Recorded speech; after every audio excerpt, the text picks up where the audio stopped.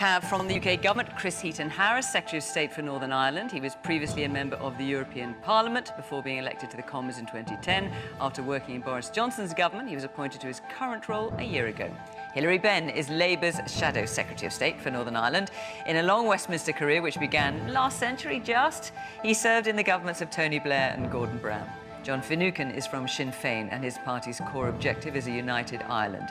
He's one of 7 Sinn Féin MPs, although none takes their seat at Westminster. Last year, and for the first time, they became the largest single party in the Northern Ireland Stormont Assembly elections. Saoirse Eastwood is a member of the Centrist Alliance Party, the 3rd largest party here. Last year, she was elected to Stormont as a member for Lagan Valley. Her commitment to politics was there for all to see in 2017, when her wedding day coincided with the general election, and she voted in her wedding dress. And Sir Geoffrey Donaldson leads the Democratic Unionist Party, the dominant unionist and conservative force here for the last 20 years, and now 2nd largest party at Stormont. The DUP walked out of Northern Ireland's power-sharing agreement 20 months ago in opposition to how Brexit trade arrangements affect Northern Ireland. Talks continue, but devolution here remains suspended.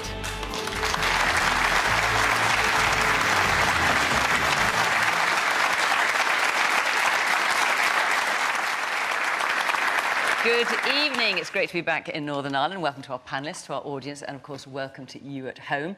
We're available as a podcast straight after the show. If you would like to listen to the programme, just go to BBC Sounds. And of course, there's always a debate, a lively debate on social media as well. Let's take our first question from Michael O'Gallagher. In Northern Ireland, we've learnt that talking is the key to conflict resolution. How do we encourage talks in the Middle East? Chris, let's start with you. Yeah, well, we've got to do everything we can to encourage talks in the Middle East. And actually, the Prime Minister has gone out there, the President of the United States has gone out there, our Foreign Secretary has gone out there to do exactly that and spoken to, the Prime Minister has spoken to the PM and the President of Israel. But these are really troubled times. Israel was attacked by a terrorist organisation. And Hamas is a terrorist organisation. We should all be able to say that. Israel has the right to defend itself. And everything has to be done properly, you know, in a humanitarian way as possible. But can you see any serious chance of talks? And if so, talks with whom? Eventually, yes. Northern Ireland's history demonstrates that eventually you can have talks and you can bring people together, but it takes an awful long time. George Mitchell was here, the senator who brought together the talks for the Belfast Good Friday Agreement back in April, and it took him 2 years in a very different context to do that. And how far off do you think we would be? I've honestly got no idea. I'm not an expert in the Middle East, and I just look in horror at what started to happen on October the 7th. But I can't imagine what it's like. Hilary? I mean, watching the scenes we've seen, the slaughter of the Israelis on the 7th of October and the deaths in Gaza it is so shocking. And we feel desperate, we feel despair, because what can we do? But I think that the experience here in Northern Ireland at a very dark time should give us some encouragement. Because, you know, when I was growing up and watching the news, reading the newspapers about what was happening here, and if you'd said to me at that time, do you think it will ever end? I might have said, well, I sincerely hope so, but I'm not sure I will live to see it. But we did. And how did it happen? How does conflict come to an end in all cases? It's through political leadership. And what has been absent in Israel and on the part of the Palestinians has been that political leadership. Because in the end, the people who are experiencing the conflict, they're in the same boat. The first time I went to Gaza, I met people in Sderot, an Israeli town which was being shelled from over in Gaza. Then I went to Beit Hanun, the other side of the fence, and a woman showed me where a shell came through the roof and killed her 12-year-old son when he was sleeping. And both these mothers said to me, our children are so terrified, they wet the bed at night. They lived 4 miles apart. They absolutely have a common interest. And you need political leaders to take the difficult step, which is not to say, I am the victim, you are oppressing me. You can carry on doing that forever, but to say, we need to put our weapons aside, sit down together and find a way of living alongside each other, as happened here in that extraordinary moment 25 years ago. So are you saying, Hilary, then, that the current Israeli government is not the government to do that? Well, the current Israeli government says with absolute justice there is no partner for peace on the part of Hamas, because Hamas is dedicated to the destruction of Israel. Yeah. And they are. And I agree with Chris when he says it was a terrorist attack that we saw. I mean, they claim we are protecting the Al-Aqsa Mosque. How does murdering babies in their beds advance the cause of the Palestinians? But you're talking about political... It is not. Just briefly, because I need to get around the rest of the panel, but you're talking about political leadership and a lack of political leadership. I assume you're including the Israeli government in that, from what you're saying. In the end, on the part of Israel and the Palestinians, but the first step has to be, as you know from the experience in Northern Ireland, those who are seeking to change things and destroy one state by violence, namely Hamas, have to put their weapons down, abandon their wish to destroy the state of Israel, and say, we need to talk. And until that happens, who can the Israelis talk to? Yeah. Okay. Woman here in the blue. I just wanted to pick up, and it might be a small point relative to the discussion, but it's just something Chris said, that we should be free to say that Hamas is a terrorist organisation. I think within conflict resolution, we have to be brave, and we have to not be worried about the consequences of standing up and saying something that we believe in, without fear of retribution or retaliation from other people. OK, thank you for your point. Yes, the woman there with the plait. First of all, the ANC was a terrorist organisation and Nelson Mandela was a terrorist. And then you can say Yasser Arafat and the PLO, they were terrorists. Mr Heaton-Harris, this didn't start on the 7th of October. Do the Palestinians have a right to defend themselves? Because the speak is, Israel has a right to defend itself. Did Palestine have a right to defend itself when land was taken from it, when people were dispossessed, when houses were levelled, when UN resolutions on torture, on ethnic cleansing, on apartheid? Did the Palestinians have a right to defend themselves? Did they have a right to defend themselves when Israel turn on and turn off the electricity and stop food and stop medical aid long, long before this attack? Well, let's let him answer, shall we? Just one more thing, right? There are 600 Palestinian children buried under the rubble at this moment in time. There are over 500 Palestinian children dead, and there are 500 Palestinian children in jail, 150 of them minors. Hostages, hostages. The children under the rubble are hostages. The children in the jails are hostages. There are hostages on both sides here.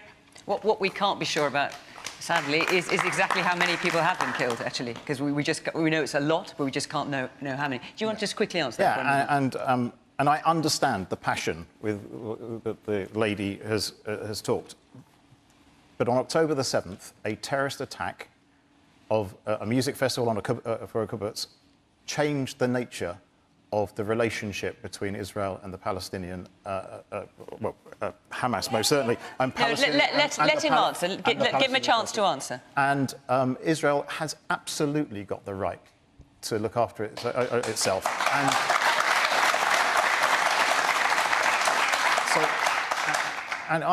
Yesterday I spoke to, there's a very small Jewish community here in Northern Ireland and a slightly larger Muslim community. I spoke to the leaders of both communities. And what they both wanted is what I believe everybody will want in this audience, is peace.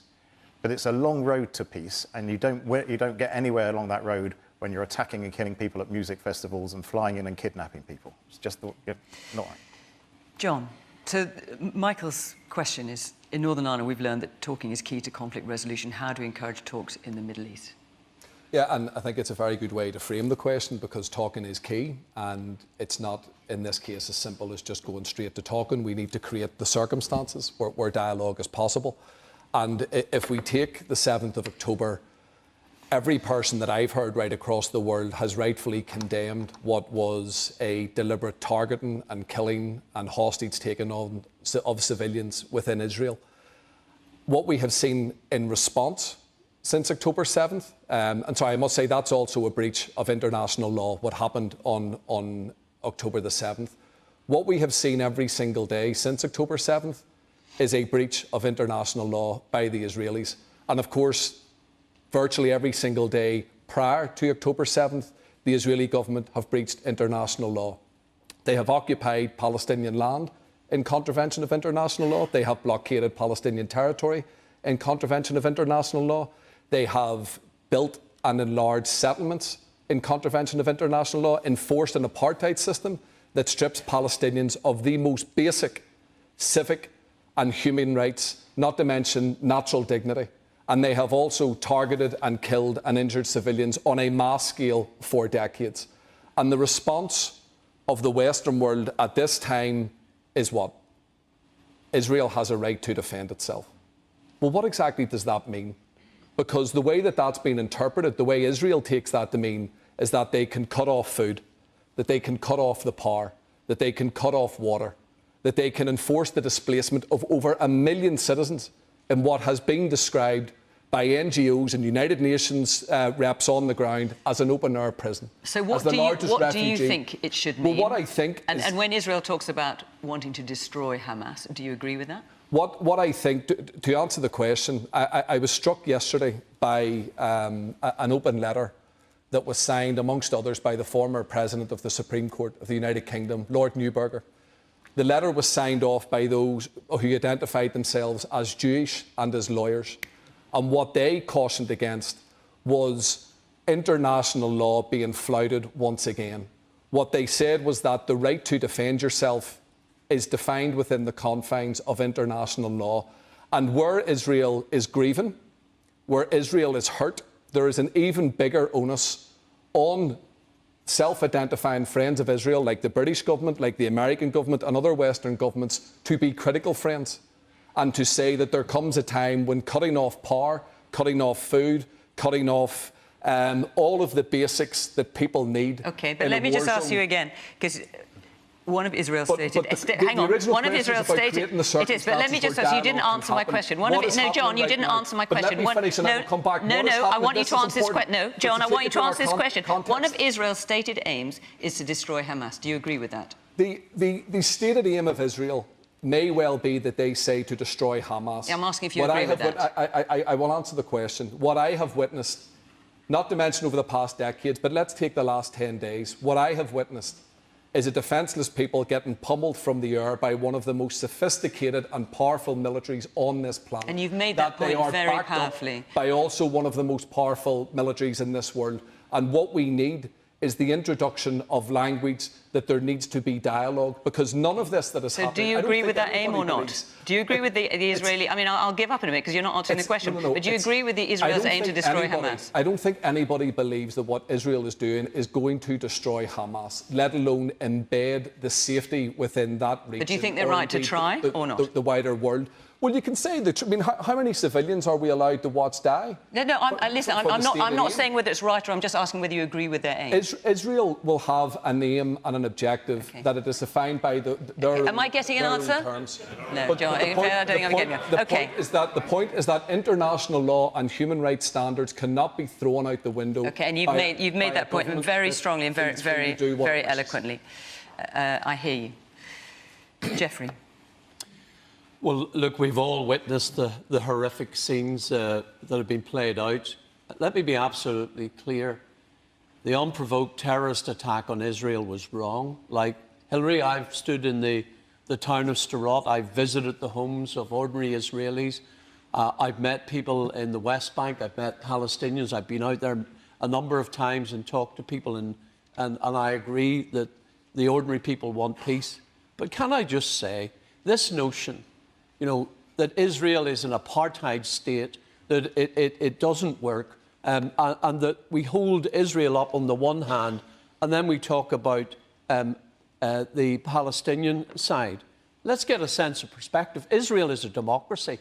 The people who live in Israel can vote, including the Israeli Arabs. In Gaza, it is entirely different. Hamas rules Gaza with an iron fist. They eradicated Fatah, took them out in Gaza. And as for their human rights record, it is absolutely appalling. And so to attack Israel in the way that John has with respect, I think is wrong. There is no defence, none whatsoever, for that attack that occurred on the 7th of October, the murder of innocent people. Now,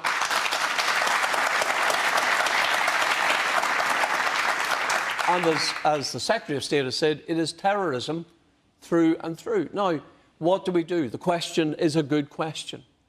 And Northern Ireland was seen for many years as a seemingly intractable conflict, that there was no way to resolve our conflict, that we were just going to be locked in forever into division and the violence that flowed from that division. And I think there has been a failing, not just on the part of, and Hilary is right to call out leadership, but a failing too on the part of the international community. We benefited in Northern Ireland from the support of the international community in bringing people together, facilitating dialogue. And I've seen an absence of that in recent years. The situation has been allowed to drift. And the result and the consequences of no dialogue is that other people step in. And they step in and take it into their own hands. And they are wrong. The idea that Hamas murdering innocent Israelis is in any way or shape in the interests of the Palestinian people. Thousands of Palestinians may well die in this war. And they will die because they've been put in harm's way by their so-called overlords, Hamas. And Jeffrey, to John's point about the siege of Gaza, about the cutting off of water, of electricity, of not allowing food in. Well, I would prefer, on a humanitarian basis, that people in Gaza have access to food, have access to water, have access to the basic amenities that they need. But the difficulty is when Hamas use people as human shields, when they fire their rockets from the schoolyards, from the car parks of hospitals, when they engage in that kind of activity, it is very, very difficult. It makes for a very messy war situation in which lots of innocent people, sadly, on both sides lose their lives. And that is unacceptable. But if we're going to make a change here, because every war and conflict has a beginning and an end, and then the question is, what then? What comes after that? And I think the international community has got to step in here. The instability in the Middle East has consequences for all of us, and therefore it is vital that a process of dialogue is found. The first point that must be taken is the same as in Northern Ireland. Those who see violence as a way to resolve division are wrong. They must lay down their arms, call a ceasefire, come to the table and start talking and sort it out. What I don't want to do tonight is have a situation where we make this about ourselves in Northern Ireland, and I think it's really important to say that. I also think it's really important that we talk about the people and the families in the Middle East, in Israel, in Palestine. And I watched babies being put into incubators in a hospital because they were premature and told where to go. There's nowhere for them to go. We watched young people at a music festival being mown down in the most barbaric way. And I think people have discussed this well enough. The only thing I would like to add is that, and Jeffrey mentioned this to be fair, there is an early day motion in the House at the minute. We have put our name to that motion, and that sets out that we must have a ceasefire. It is a decision to carry on with attrition, and that's what people have set out tonight, becomes a war of attrition. Not one life is worth violence, and we need to prioritise the humanitarian needs. We need to have a humanitarian corridor opened up. We need to have that ceasefire. And yes, we do, as everyone has said, need to have the international community come and put their arm round. But what I think is also important to say is that it isn't mutually exclusive, as somebody else had said earlier. It isn't mutually exclusive to call out the absolutely horrific actions of Hamas, but at the same time, challenge Israel where they have acted wrong, and certainly condemn where we feel that they have breached international humanitarian law, as set out clearly in statute and legislation through the Geneva Convention and other things. And you can see already tonight in the room, it's ratcheted up a little, the tempo has increased, and we don't want that. Can I ask you about the ceasefire, because a number of Labour MPs have put their name to that as well. How are you envisaging that working? Are you talking about a ceasefire between Israel and Hamas? Can you see Hamas taking part in that?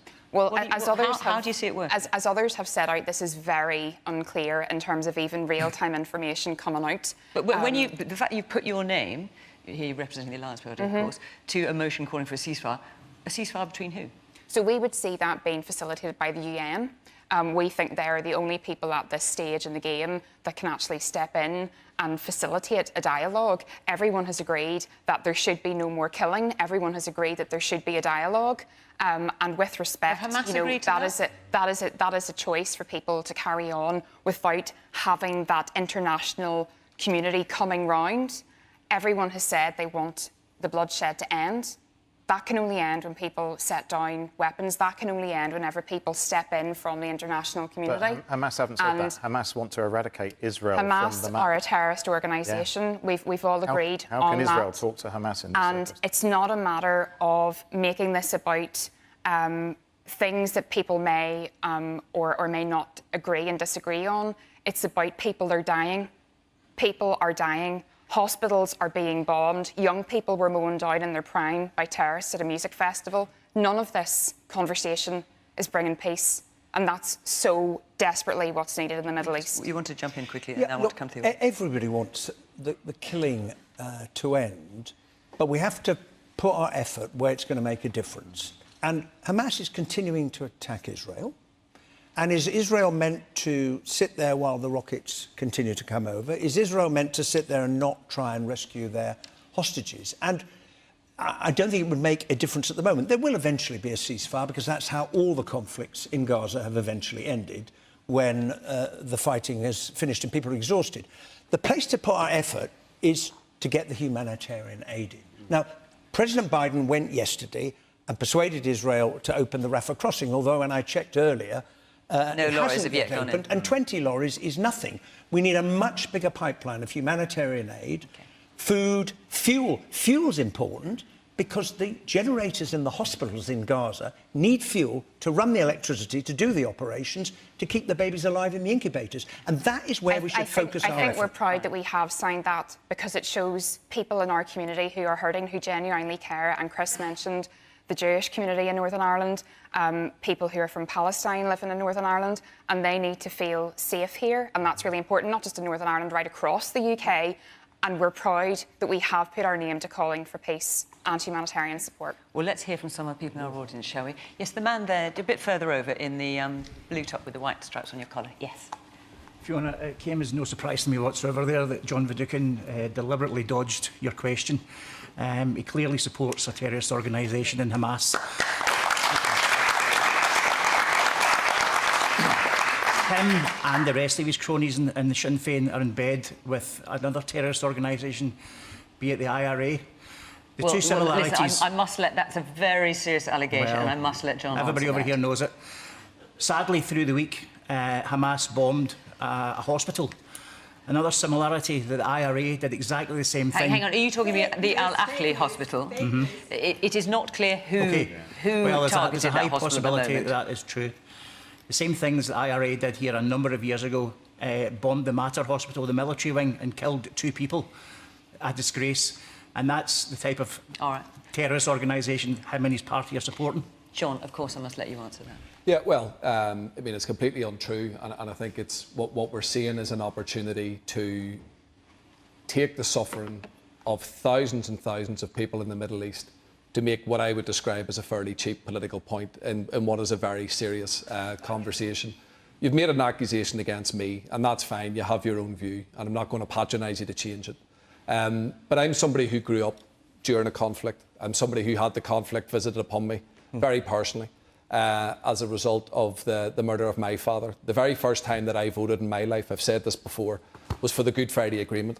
And I'm very grateful that I was given that opportunity by people on all sides who recognised the potential of dialogue, who recognised and created the conditions for peace that ultimately led to the Good Friday Agreement that I was very proud to vote for the very first time that I voted. So I've benefited from peace. I've benefited from people who have not went out of their way to poke political opponents in their eye. And I'm reminded of the words of Martin McGuinness, who said that you don't make peace with your friends.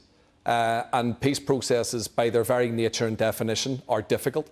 They cause a lot of upset and difficult decisions to be made, but they are necessary for those who are serious about peace.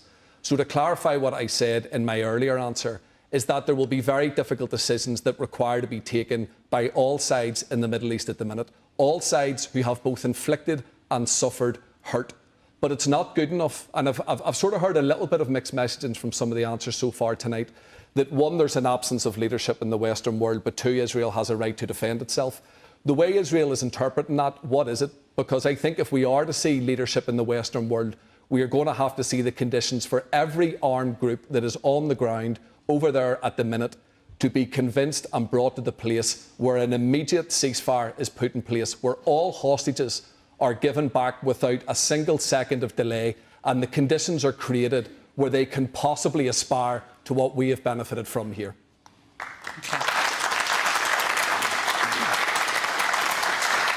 I am going to move on, if you'll forgive me, those who've got your hands up, because as many of you asked about the Middle East, also asked about this next question, so I want to give it time to do it justice. Before I do, I'll just say next week we are in Bradford in West Yorkshire, and after that we're in Chipping Campden in Gloucestershire. If you'd like to come to either of those programmes, Bradford or Chipping Campden, go to the address on the screen, the Question Time website, follow the instructions and come and be part of our audience. We would love to see you.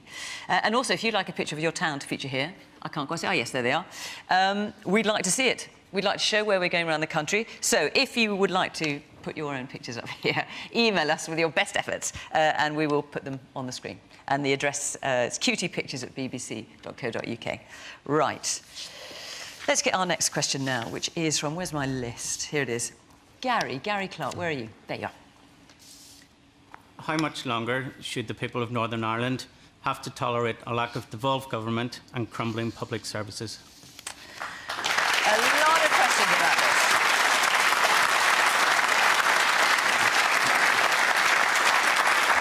So I think the size of that round of applause would indicate quite how much interest is in this subject. For those who are not perhaps quite so familiar with it, as I know every single one of you is, Stormont has not sat since February last year. Geoffrey. Well, first of all, Fiona, Stormont has sat since February last year. Let's get our facts right. Well, there's no functioning What devolved happened last government February was that the First Minister was withdrawn in the first step of a process that was designed to bring the EU and the UK government back to the table to address the very real problems created for us in Northern Ireland by a protocol that had been imposed without our consent. But also, in terms of getting our facts right, the Stormont Assembly is not sitting. It's not sitting at the moment. Exactly. That is correct.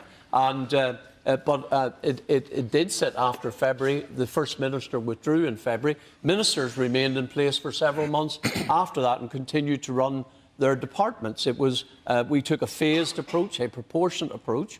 We had sat in government in Stormont from the restoration of devolution after a 3-year absence. And we had made clear to the government at the time that something would have to be done about the protocol because it didn't have the support of unionists. Not a single unionist elected to the Assembly supported the protocol. And therefore, the cross-community consensus that is essential in Northern Ireland to make power sharing work was not there. Furthermore, unionist ministers were being required to implement measures that created a border between Northern Ireland and Great Britain.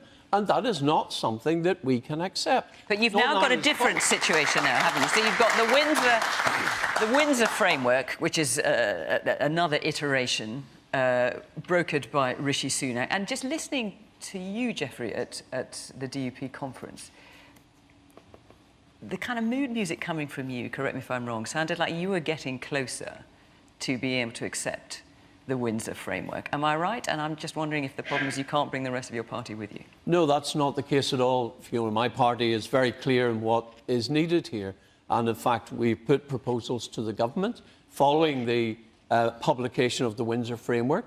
There are elements of the framework that do represent progress, and we welcome that, and we've said that. And I think we are closer now to finding a resolution than we were at the beginning of this process when no one was listening, when the EU said there will be no renegotiation. We got them back to the table. We've made progress. There remain some areas that still have to be resolved, but we're working every week in those discussions with the government to close the gap and resolve the issues. Look, I want to see, as I made clear at my conference at the weekend, I'm a devolutionist. I want to see Stormont back up and running, but I want it to be there on a sustainable basis. Our public finances are not adequate to deliver effective public services in Northern Ireland. So we need to sort that out. The formula that delivers funding for those public services falls short of the needs of the people of Northern Ireland. That needs to be resolved. So if Stormont is to be restored, and I want it to be restored, it has to be on a basis that it can deliver those public services. But fundamentally, Fiona, and this is crucial to how Northern Ireland functions, we've got to restore that cross-community consensus. The one thing I've learned in Northern Ireland in all my time in politics is that the politics of exclusion does not work.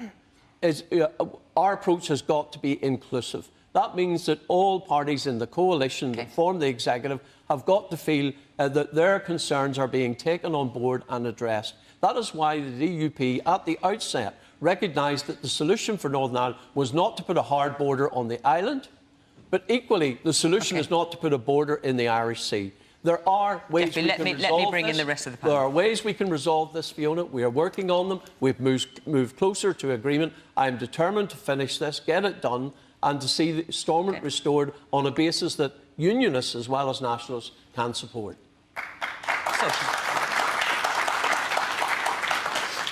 In response to your question, how much longer should Northern Ireland be without a government? Not a second longer. Not a second longer.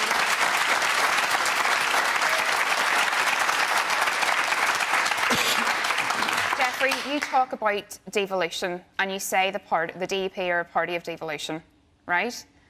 And you're saying that you want to make this work. So on this show, around this desk, a number of years ago, you said there is only one of the 5 parties who are refusing to go into government, and it is wrong, in my opinion, in a democracy that one party representing maybe 25% of the people is able to veto the establishment of a government. That is not democracy, and it has to change.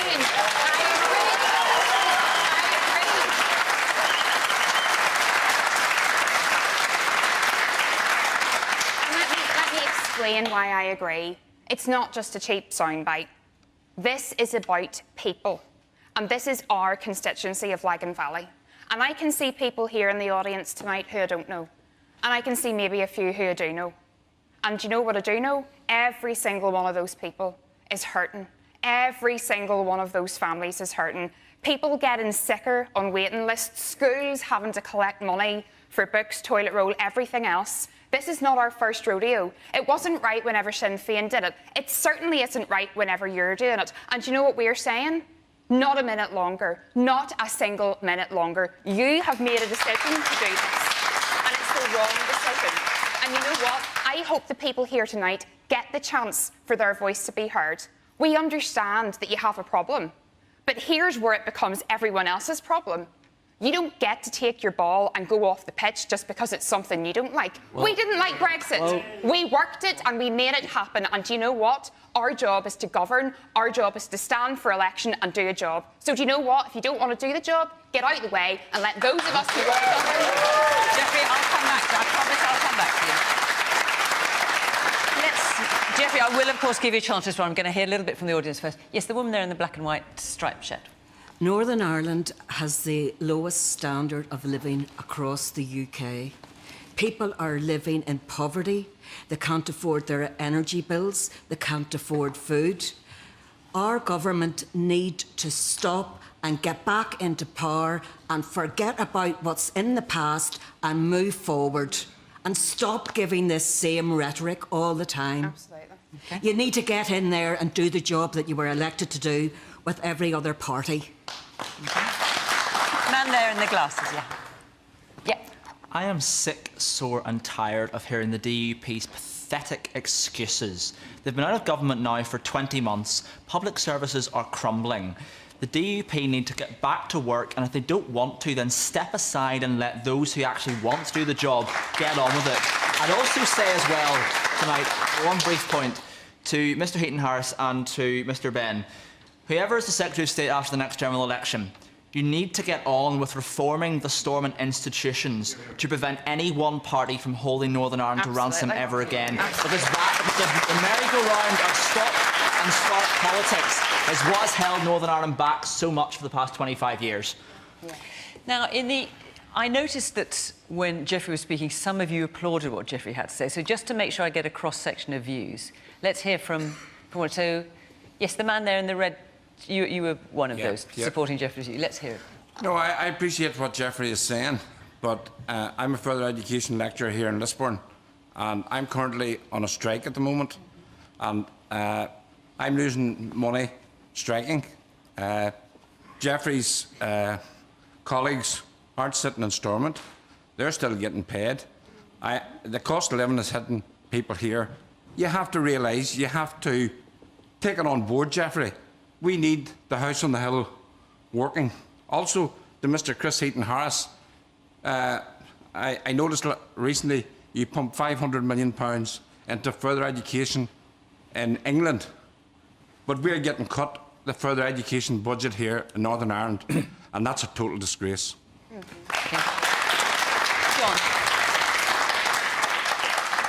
Yeah, well, the context that's already been teased out is that this is in protest at Brexit, a Brexit that the DUP championed and campaigned for, and well, it is. It's the outworkings of the protocol and the outworkings of the Windsor Framework, which is the outworkings of Brexit. It certainly is Brexit. It's the people here who have not a single say in the conversations between the British government and the European Commission that are being punished for all the reasons that we've heard. We have a health service in crisis.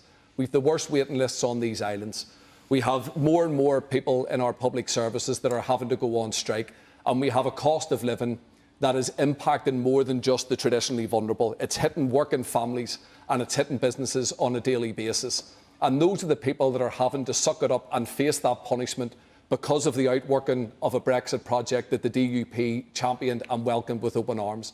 And not only do we need to have the result of last year's election respected, because it is anti-democratic. The people spoke last year and they cast their votes overwhelmingly for parties who want to get round the table and work with each other. Michelle O'Neill, who should be in the position as First Minister, has said from day one that she wants to take her place at that executive table with you and your party, along with the other parties, to begin to tackle the problems that were there in May last year and which are much, much worse now at this stage. But there's also huge opportunities. The Windsor Framework provides dual market access that is the envy of so many of colleagues that I see in Westminster from Scotland and England and Wales who would give their right arm for the economic potential that we have here. Within a matter of days, we have 40 major companies, as you know, coming to these shores from America with a keen interest to invest, to build roots in this jurisdiction, to increase their investment for those companies who have already laid down roots here, to create well-paid jobs and boost our economy. But one thing that they want is political stability. So not a single day longer should we have to wait for the absence, in the absence of an assembly. We need an assembly, we need an executive. Where I will agree with Jeffrey is that we need an executive with a single voice, demanding the resources to begin to tackle the problems that this room know that we have. But the way to do that is not outside, it's inside, taking your place along with everybody else. And John, what about Saoirse's point? I mean, you mentioned that you think the DUP is behaving anti-democratically. What about when Sinn Féin pulled out of Stormont back in 2017? Well, the context, I mean, I'm glad was you that brought it not up. Because similarly anti-democratic? This came up the last time, and the context of that was Martin McGuinness asking Arlene Foster to step aside in the midst of what was an unprecedented financial scandal here. And there was a deal to be done to have us back in the executive within 12 months. And it was the DUP who, at that time, were in a very strong position of power at Westminster, who turned their nose up at it, and they are firmly to blame for the reason why that 1 year turned into 3 years. And it took a new decade, new approach, series of political talks before we got an assembly and Stormont up and running. And what did we see even a couple of months after that? We saw a pandemic, the likes of which the world had never seen. The public actually got a glimpse at times as to what an executive that works together in everybody's interest can actually deliver. And that's what people who I talk to say to me on a daily basis that they want back. OK, so I'll come to you too, of course, and back to you, Jeffrey. Yes, the man there in the T-shirt, yeah. Yeah, I'd just like to say to Jeffrey, we hear quite a lot about what you don't like. You don't like this, you don't like that, but I'd actually like to know, what are you proposing? What are you putting on the table to solve the protocol? Because to me, the alternative is either a hard border on the island of Ireland, which would be unacceptable to my community, and I'm from Derry. A hard border on the island of Ireland wouldn't work. So, like, what actually are you proposing? Jeffrey, do you want to take these questions before I come to Chris and Hilary? Yeah, well, thank you. Look, first of all, in response to what Saoirse said about the DUP, Saoirse, you and I fought an assembly election in this constituency. And you didn't take your seat off the back of it. I didn't interrupt you. And you didn't take your seat off the back of it. I'm glad you reminded everyone. I didn't interrupt you. You got your say, and now I will have my say. I took my case to the people in this constituency, as did Saoirse. And Saoirse can look down her nose at unionists all she wants, but I got a mandate from the people of this constituency to take the actions that I have taken. Jeffrey, and as for Saoirse, unionists should get out of the way. The politics of exclusion in Northern Ireland doesn't work, and it saddens me that the Alliance Party, of all parties, are the party who are now talking about exclusion, excluding people. Unionists should get out of the way. That is not the way to build Jeffrey, a shared the future DUP should in stop Northern holding Ireland. Northern Ireland to ransom. We need to work together, and we need to resolve these issues together. I welcome John's conversion to participatory politics. John, you might take your seat at Westminster, where we can actually argue the case for the money that Northern Ireland needs. Instead, you sit outside Westminster with your 6 colleagues and you have no influence. And where we need that influence, the only way we're going to settle pay parity for our teachers, our nurses, our doctors, is to get the money that we need. We need to change the funding formula for Northern Ireland, which needs to be based on the funding our public services on a needs-based approach. That will come at Westminster, and that's why we're arguing the case at Westminster for funding, and the DUP has taken the lead on that. As for the solution, it's a fair question. I accept that. And our solution is very clear. Where goods are leaving Great Britain and going via Northern Ireland into the EU, the Republic of Ireland, they should be subject to the normal customs arrangements. Where goods are coming from Great Britain to Northern Ireland, staying within the United Kingdom, because after all, we're still part of the United Kingdom, they do not need to be checked on a customs arrangement. Why should we pay customs duty on goods moving from Birmingham to Belfast? It's wrong, and a border in the Irish Sea that prevents us trading with our biggest market is wrong. We are part of the United Kingdom. We are entitled to equal citizenship within the United Kingdom, and we shouldn't be treated as second-class citizens, and that has to end. And that's why I'm speaking up for unionism. Right, Chris, you are Northern Ireland Secretary. Why haven't you sorted this out yet? Yeah, good question.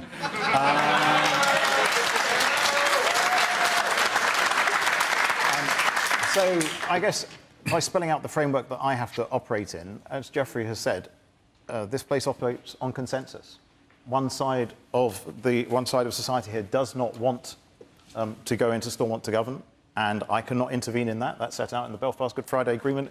It actually has got, it's the piece that was hard won here 25 years ago that has set up the system that we have. So my job has been to try and sort out the just concerns, and some of them are very just, of the unionist community and their politicians.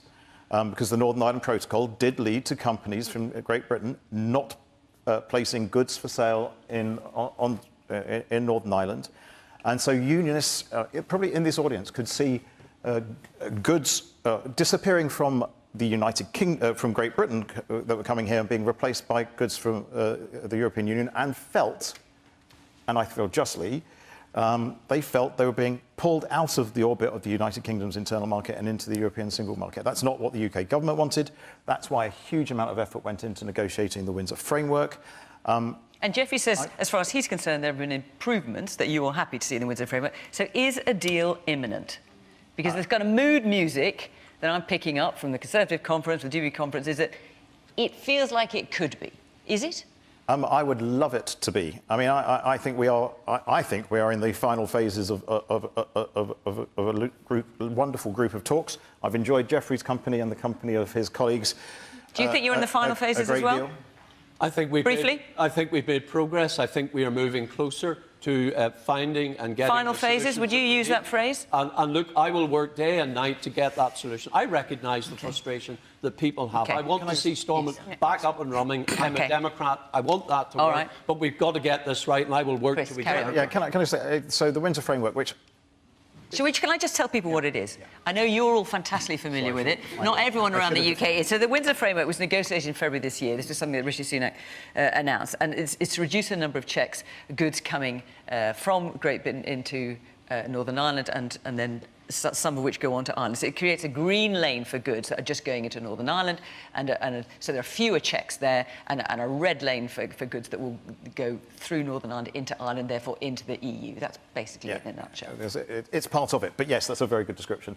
And what we have, and what's come from that is, and actually started operating on the 1st of October. So you can see for yourselves what the level of checks such as they are might be, and actually I think everybody would agree that it's gone remarkably smoothly for a new system. Thousands more companies have now registered for the UK Internal Market Scheme who want to supply Northern Ireland from Great Britain. We want part of the papers that went with the Windsor Framework was to guarantee unfettered access for goods from Northern Ireland into Great Britain. But what people are asking is, it's not the fine detail of the Windsor Framework. How much longer should the people of Northern Ireland tolerate lack of royal government? Not for a minute longer. I don't think they kind of made it any clearer. And can I just say, do you know what's in the final phases? The people of Northern Ireland, public services, public health, the education of our children, special education. In fairness, you have made that point. You have made that point. Hilary, let me bring Hilary in. Well, to come back to the question, I really hope not a minute longer. It is, however, for Geoffrey and his party to take their decision. But look, I was a passionate Remainer, and John is right. We are dealing with the consequences of that vote. And the EU says we must make sure that goods coming to the EU meet our standards, which is a perfectly reasonable position to take. But I regarded the Windsor Framework as a very significant step forward. I did. And I said that before I was appointed to this job. And I didn't understand at the time why the DUP didn't embrace it. The checks have got to be implemented sensibly, sensitively, and over time the EU, I think, will see there isn't really a problem. The question is that principle of how the checks operate on the Green Lane big enough to continue to mean that Northern Ireland has no government? And all I can tell you is, since I was appointed on the 4th of September, just about every conversation I've had with all the people I've been meeting has come back down to we haven't got a functioning government. And we need a functioning government. The people of Northern Ireland need it.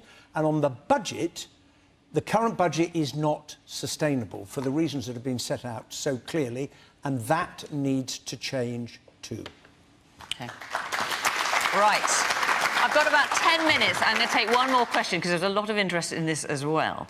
Now, this is, in one sense, very local, but actually is important to the whole of the UK. So, Emma, where are you? Emma Gordon. Oh, there you are. What is the best way to help clean up Lough Neagh? Right, so Lough Neagh is the largest freshwater lake in the UK. It's about the size of the Isle of Wight, and it supplies half of Belfast drinking water, 40% of Northern Ireland's overall. I just want to show everybody a picture. So let's have a look at Lough Neagh, what it used to look like, and let's show you what it looks like now. And actually, it looks, in many places, a lot worse than that. Because in many places, it's completely green all the way across. All sorts of fertiliser, human excrement, all sorts of stuff's going in there. What is the best way to clean it up? John?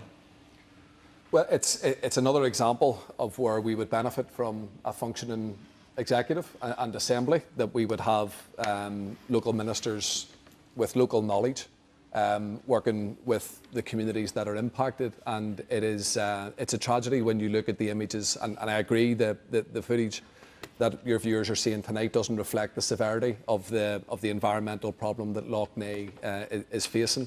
It's devastating for those who live beside it, for those who swim in it and use it, who fish from it, who earn their living from it. It's also a piece of land here and water that is not in public ownership. It's owned It's owned by the National Trust, a number of councils, different charities, the Department of Agriculture, Environment, Rural Affairs. I mean, is that part of the problem, that there are so many different hands involved in it? That's not where ultimate ownership rests, but with regards, I think where people are saying that there is responsibility to maintain and look after, I think that is an issue as well. But it is something that needs to be, addressed and addressed quickly. The problem that I see in my constituency's North Belfast, it's not impacted by it as much as my colleagues or other people here on this island. But where the frustration comes from is that lack of anybody taking charge at the wheel to actually say this needs to be addressed. And what do you think whether should it's happen? councils. Well, what actually should happen to clean it up? I'm not trying to pivot back into the previous conversation, but I would like to see a minister who's in charge of agricultural and rural affairs taking the lead on sorting this problem out and working with How government. do you think it should be? I mean, what do you think is the answer to stop farmers putting allowing fertiliser going into the water? I mean, what is the answer? I think that's certainly one of the problems, but it's not quite as simple as just I know it's one, not as simple as for that. example, one pipe putting stuff in that you can easily identify and fix. It's a problem that requires expertise that I don't have, but as a political representative and as a political leader, we must be working together to treat that as the emergency and the crisis that it is. Jeffrey, what's the best way to help clean up Lough Neagh?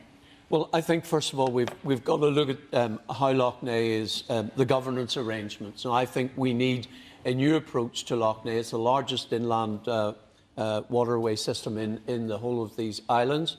It should be on a statutory footing. I think that we need the Lough Neagh Partnership, whom I've met, are frustrated because they are very limited in what they can do. They've sought to coordinate the response alongside the Department of Agriculture and the Northern Ireland Environment Agency, and that is, to a degree, beginning to address this problem.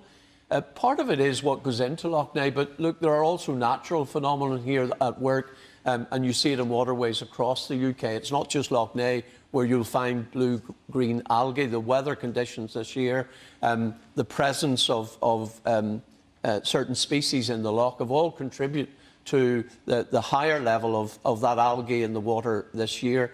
And yes, nitrates is a problem.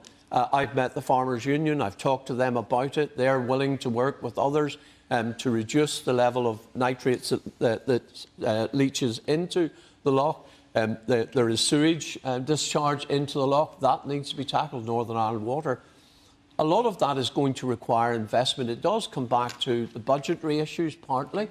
We need a proper budget for investing in our water and sewage system in Northern Ireland. It is creaking at the seams. So there's a lot. There's a need for a joined-up approach. It is. It's an environmental disaster that has happened this summer, and it needs to be tackled. Man there with the glasses. Yeah, there's a common theme coming out of the questions tonight and the answers to the audience, or the questions from the audience and the answers from the panel. The one missing ingredient here is a sitting executive that's being held up by one party in Northern Ireland. However, the Secretary of State and the department, you're right in what you said, Jeffrey, in terms of the departments are crying out. Every single department now in Northern Ireland has said they don't have enough money to operate basic functions of their services. However, the Secretary of State, or our excuse of a Secretary of State, Mr Harris, sitting there, is washing his hands off absolutely everything and saying it's not my responsibility, not my responsibility, I can't do that. However, he was able to implement a punishment budget on every single citizen in Northern Ireland when services are crumbling. We ought to be ashamed of himself. Chris, go on. Yeah, I'll leave it to you. Forgive me, but you couldn't be more wrong. And the budget was set in the spending review that before I even became Secretary of State. It's the sum of money that was always going to come to Northern Ireland. Well, it's the government of which you are. Yeah, absolutely. It's a very senior representative. But it's also the money that's been put in the spending review. It's done through the Barnett consequentials, and how it's determined, how it's spent, is determined by the executive. There was an executive sitting, and as someone did say, what all this needs is a joined-up approach, and that's exactly what you have ministers for. Saoirse, it's actually quite Secretary of State when there's no minister sitting in Stormont. Yeah, so get your finger out and start doing it. Public services here are falling apart. Everything is falling apart in Northern Ireland, and it's on your watch. No, it's on your watch. But Mr Benn, you can sit there early because you get the next Secretary of State. But that's a misunderstanding of what is achievable here, because if I was to do that, there would be a group of people in Northern Ireland who'd say, oh, that looks like direct rule. That looks like Westminster imposing itself on Northern You Ireland. opposed the budget. Okay, You opposed the budget. you need to let him answer now. No. Hang on. If you're going to put questions, you need to let the person answer. So, as I say, the money was set aside in the spending review. It's done properly and thoroughly. Happy to talk with a reformed executive about what makes a budget sustainable. Of course you are. When everyone else lingers in... Hang on, because I've got to let the... We've heard you, and you've made your point very powerfully. I've got to let 2 more people on the panel answer this question. I've got about 2.5 minutes. So, Saoirse, reasonably briefly, It is a punitive budget. Make no doubt about it. But let's talk about Lough Neagh. Hang on, the question is, what is the best way to help clean up Lough Neagh? That does feed into the situation with Lough Neagh. What I would say, to be brief, because everyone else has spoken on it quite well, we need an independent environmental protection agency. That has been Alliance policy for a long time. People care deeply about the Lough. It's become a totem almost of the issues that are engulfing Northern Ireland at the minute. It's part of the constituency here in Lagan Valley communities like Derrymore, Bartons Bay, etc. But what I would say is that this government does actually have sewage on its hands. We know Fergal Sharkey, late of this parish in Northern Ireland, has been an excellent campaigner across the UK for water safety and water quality. We are living through a climate crisis, and we can't sustain this level of damage to our water, to our environment, to our animals and biodiversity much longer. And sadly, everything, as the audience have said, comes back to the fact that we desperately need an executive, or there will be nothing left. Hilary, you are very new in the job, only a few weeks, but Lough Neagh, it's been covered on the news nationally, and it's a hugely important waterway. The 2 dead swans. Now, for too long, human beings have treated the natural world as if it was inexhaustible and would always replenish itself. And we're coming to terms with the consequences of that mistake. Now, I am a practical person. There should be convened a task force of all of the people who have a responsibility, the owner, the Environment Agency, NI Water, everybody else, with the powers. You need buffer strips to stop farming nitrates running off, with a task to begin to change it. The other reason it's happening is climate change. The temperature's higher. It helps the algae to grow. And so we have to tackle that as well. And it's going to take a long time, because this was a long time coming, a long time to sort it. But you need to bring people together when you have a problem and say, you're responsible, and if you need powers, we'll give them to you. Go away and put together a plan to sort it out. All right. On that note, I'm sorry, those of you who still got your hands up. Our hour is up. Forgive me. I'm afraid we have run out of time. Thank you very much to the panel. Thank you very much to all of you for coming along here, and thank you very much to you at home for watching. If you can't stay up late till past the BBC One 10 o'clock news, remember that we are live on iPlayer at 8 o'clock every week. But from Question Time in Lisbon, from all of us here, bye-bye.